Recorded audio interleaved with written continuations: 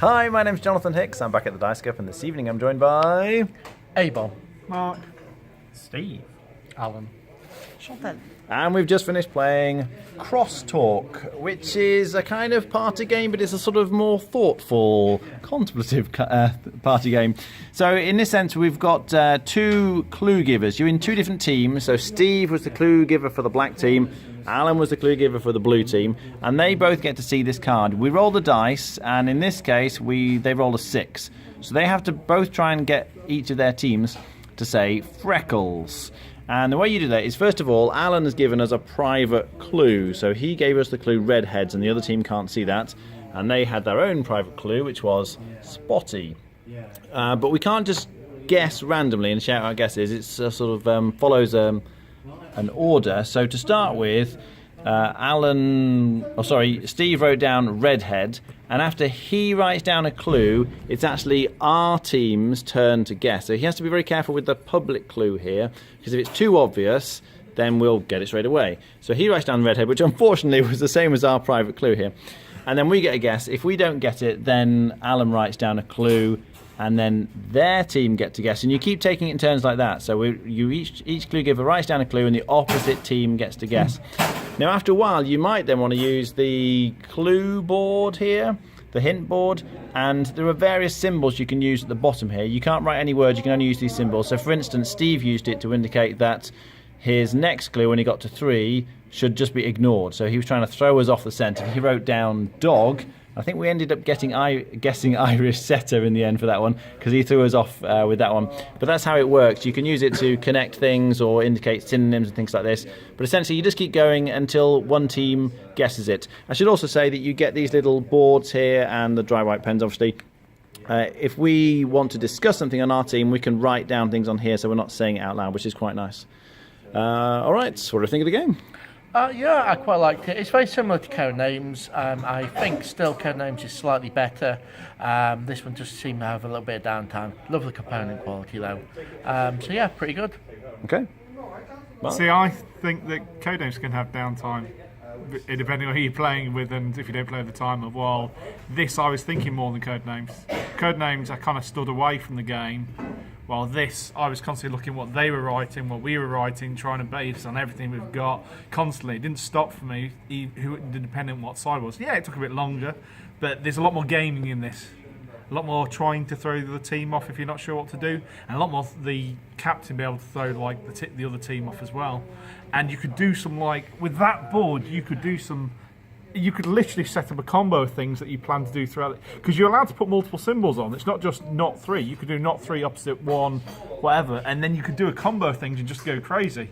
So there's a lot more game in that, which might make it slower the longer we play it, because we might get better at it in many ways and start trying to affect the game more. But it was very fun. Okay. Steve? I think it's a combination of concept with code names. In concept, you are trying to get your team to guess a word by using various abstract things across the board. This is very similar, apparently using words. And for the codename side of it, it does feel like very much a team game. So, whereas I don't think this is a codenames duet, I think codenames duet is brilliant. I do think the downtime in Codenames is comparable to this. I think if you're bothered by one or the other, I think you get a bit in both. Here, when they're giving the clue, it's our turn to guess. So while Alan's thinking about giving a clue, we know we're going to get it off his clue. And when our teammate gives a clue, although we don't get to guess, we know it's going to relate really, more importantly, these words are going to relate to our secret clue. And this clue is massive. If you give a bad team clue that your team's the only one to see, you're stuck. Because that's gonna focus most of your guesses throughout the game. But you've also got to be careful when you guess.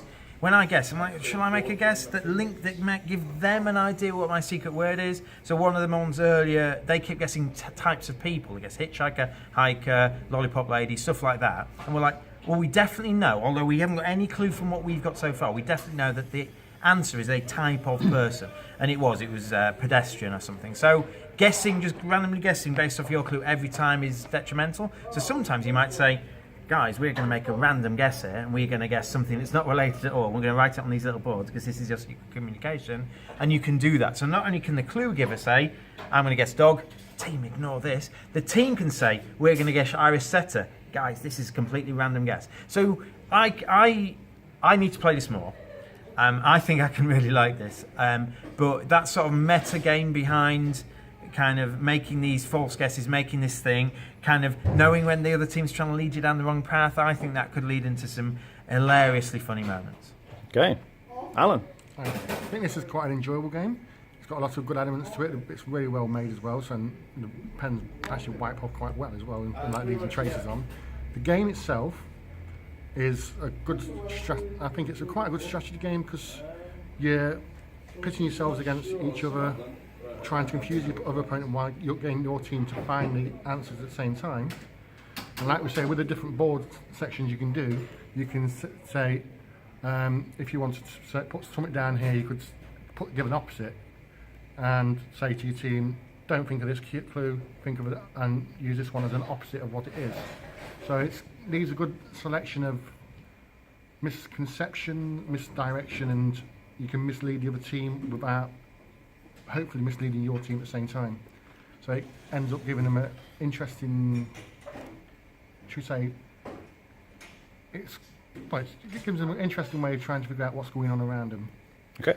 Chantal? I think they said it all, really. It's really enjoyable. It's good. I think it will work well even with less players. Like we played as an 8-player team, 8 players. It could work very easily, I think, as a 6-player team as well, game as well. I really love all the components. There is a lot of strategy to it, a lot more than when you first look at it. And I definitely would want to play it again, yes. Rating out of 10?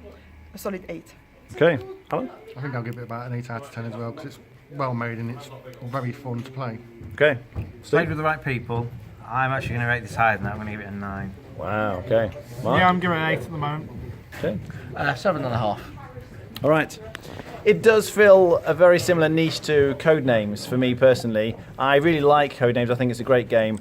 And I'm really looking forward to playing this for more. I think they have summarised it really well.